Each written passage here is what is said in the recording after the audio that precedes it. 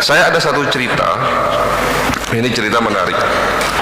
Beberapa bulan yang lalu saya didatangi oleh pasien ibu-ibu usia 55 tahun, sakit gangren diabetik. Tahu Pak sakit gangren diabetik? Jadi beliau mengidap sakit diabetes sudah lebih dari 10 tahun. 1 tahun terakhir kaki sebelah kanannya itu membusuk. Ada luka yang tidak sembuh-sembuh. Jadi seluruh telapak kakinya ini membusuk, menghitam ya. Bahkan waktu datang ke klinik saya itu jari-jari kakinya sudah mulai copot satu-satu, Pak. Beliau datang begini, "Dok, apakah tidak ada cara lain supaya kaki saya sembuh tanpa harus diamputasi?" Jadi ternyata sudah berobat kemana-mana. Dokter terakhir di rumah sakit yang beliau kunjungi itu menyatakan ini kaki ibu tidak bisa diselamatkan dan harus segera dipotong. Dan tidak main-main, dipotongnya di atas mata kaki, karena ini telapak kaki sudah membusuk semua. "Tolong dokter resepkan obat herbalnya ya supaya kaki saya sembuh tanpa harus dipotong."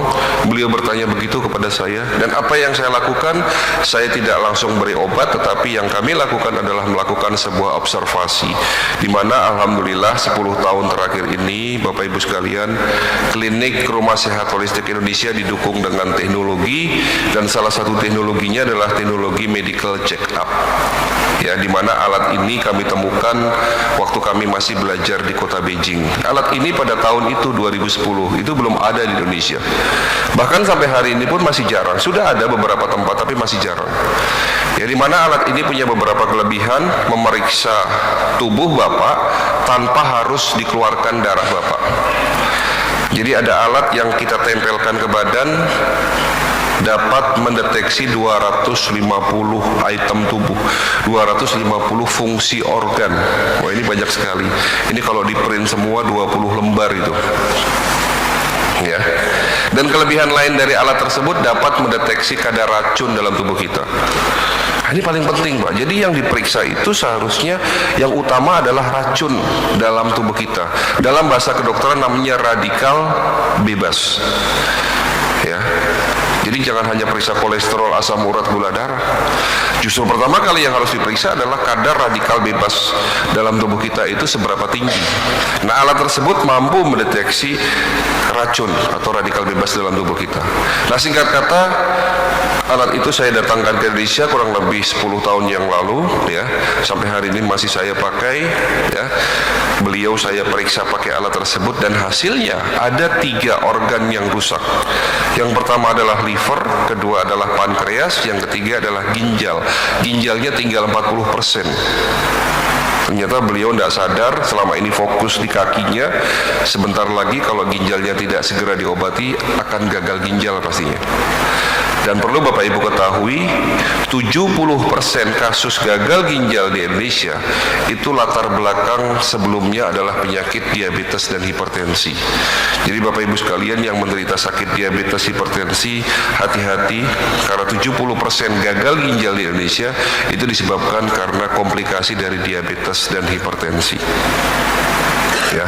Kembali lagi ke cerita tersebut, saya periksa dan ternyata 3 organ tersebut rusak, dan rusaknya disebabkan karena tingginya kadar racun dalam darah. Darahnya kental sekali, seluruh aliran darah dalam tubuhnya ini tidak bisa mengalir semua, tidak bisa mengalir ke seluruh tubuh. Bahkan di saat ada luka di kakinya itu, pembuluh darahnya ini tidak bisa sampai ke dalam luka tersebut karena banyak sumbatan-sumbatan, yang pada akhirnya terjadi pembusukan terus-menerus. 8 bulan beliau menderita seperti itu.